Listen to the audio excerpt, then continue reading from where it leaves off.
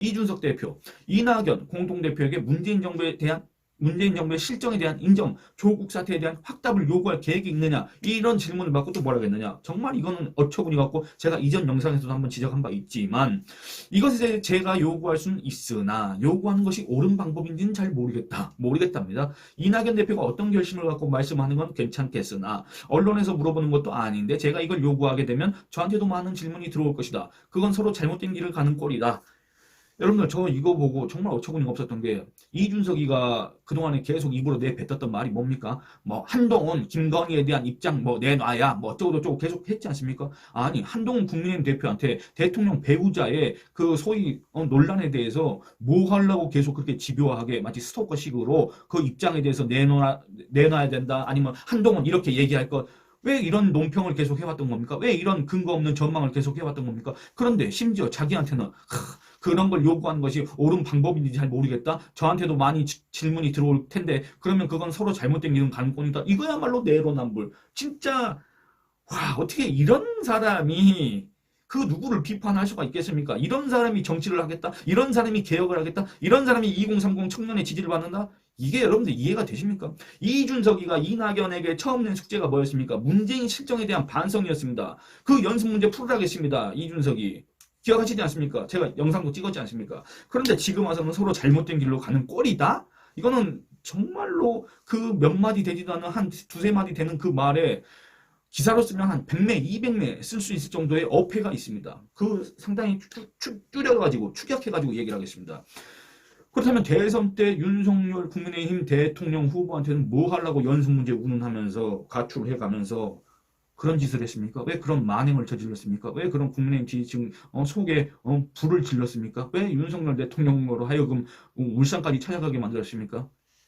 왜 연습 문제 운운해 가면서 윤석열 대통령 후보한테 빨간 후드티를 입히고 사진 찍고 싶으면 말씀 주셔요인가 그런 얼토당토하는 말도 안 되는 말 자체가 안 됩니다.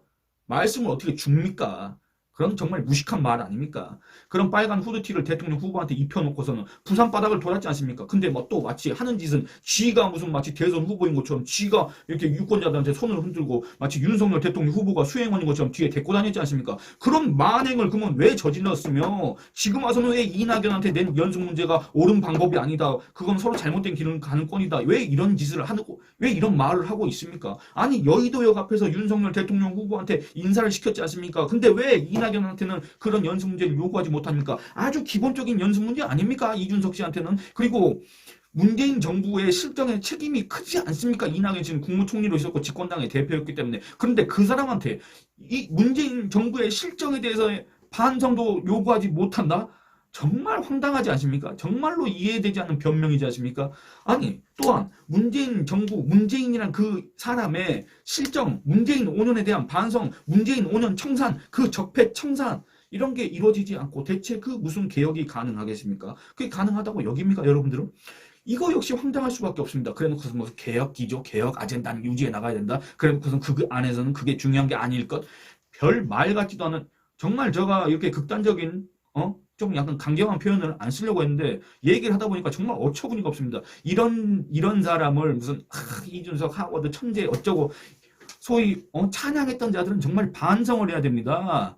그 사이에는 뭐 이준석을 지지하면 이준석을 옹호하면 자기가 젊어 보이고 젊은들한테 인기를 끌 것이라고 착각해가지고 망상에 빠져가지고 이준석을 찬양했던 소위 자칭 오피니언 리더들 있지 않습니까? 이런 사람들 반성해야 됩니다. 정말로. 이런 사람을 갖다가 이렇게 띄워주고 했기 때문에 거기에 현혹된 사람들이 있는 거 아닙니까? 지금 이준석의 이 언행을 보시기 바랍니다. 조국 버금갑니다. 어쩌면 조국을 뛰어넘을 수가 있습니다.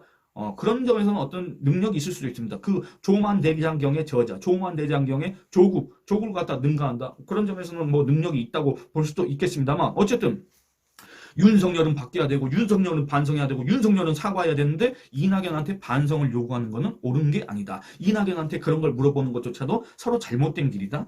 웃기는 얘기입니다. 정말로. 그렇지 않습니까? 자기의 정치적 이해 득실에 따라서 얘기가 바뀔 수는 있습니다만 어떻게 이렇게 바뀝니까? 어떻게 이럴 수가 있습니까? 어떻게 변명도 못합니까? 말이 바뀌는 사람, 솔직히 말씀드리면 정치인의 기본 자질이 없는 사람입니다. 왜냐? 말이 바뀌었다는 건 뭡니까? 국민을 속였다는 거 아닙니까? 뭐 또 이런 사람이 있습니다. 나는 속인 게 아니라 약속을 지키지 못한 것뿐이다. 뭐 이런 궤변을 늘어놓는 사람도 있는데 어쨌든 기본 자질이 없는 사람이라고 해석할 수밖에 없습니다.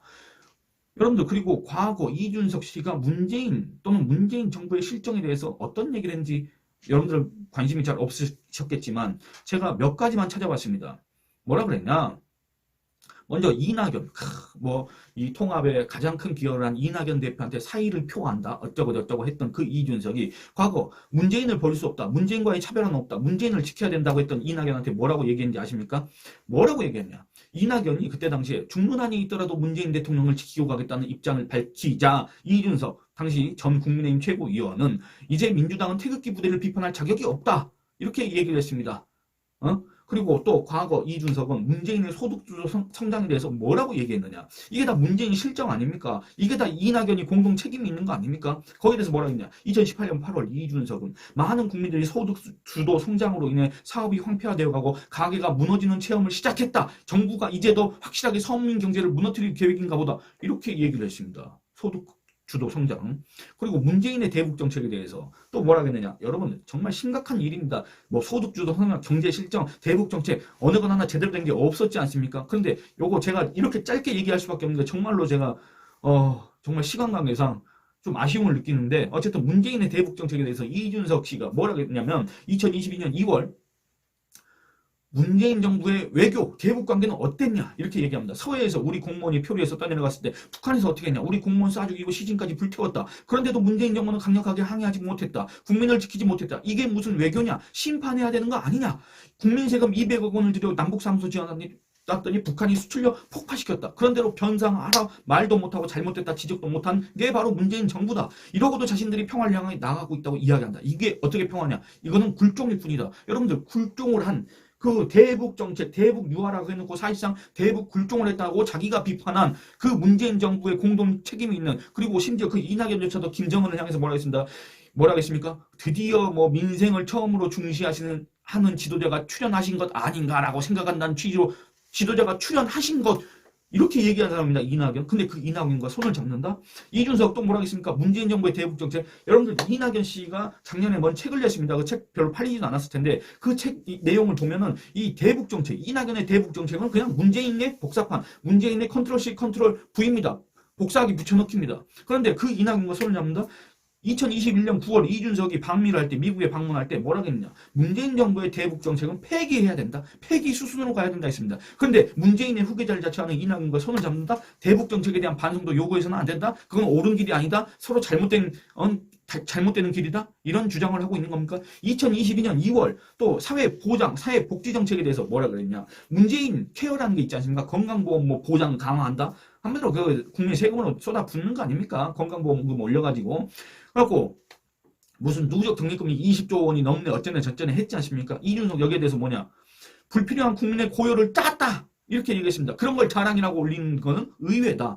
국민 고요를 짠 정부를 찬양하는 그 정부의 수장 문재인을 끝까지 지키겠다는 이낙연 그런 인사와 문재인을 추종하는 그런 인사와 당을 같이 한다? 이게 말이 됩니까? 이준석은 그러니까 이처럼 자기가 예전에 했던 말들을 다 버리고 자기 지지층의 신뢰를 저버리고 자기가 처음 만든 자칭 보수정당을 포기하면서 문재인 세력 좌파 일파와 왜 손을 잡습니까? 교섭단체를 만들어서 노아의 보수 세력의 노아의 방주를 만들겠다. 그런 목표를 밝혔지 않습니까? 물론 이준석한테 그런 능력, 실력도 없고 이준석이 실제 그런 계획도 있었을 거라고 생각하는 사람은 별로 없을 거라고 저는 생각합니다. 그 말을 믿는 사람은 정말 극소수에 불과할 거라고 저는 생각을 합니다. 여러분도 이 말에 공감하실 겁니다. 어쨌든 근데 이준석 누가 뭐 칼로 협박하면서 그 얘기를 하라겠습니까? 그 말한 지 얼마나 됐습니까?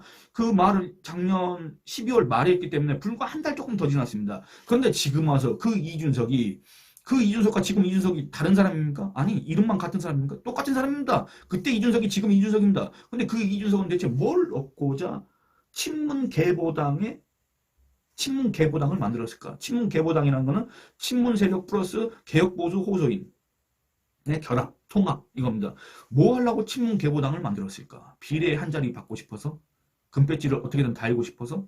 그걸 위해 올인하는 거 아닌가? 이런 비판들이 그 과거 불과 하루 전 이준석의 지지층에서 나오고 있다 그겁니다. 여러분들 이걸 봤을 때 개혁보수 호소인 어? 이준석의 앞날은 어떻겠습니까? 물론 관심 없는 거 잘 알지만 그래도 의견 남겨주시기 바랍니다. 감사합니다.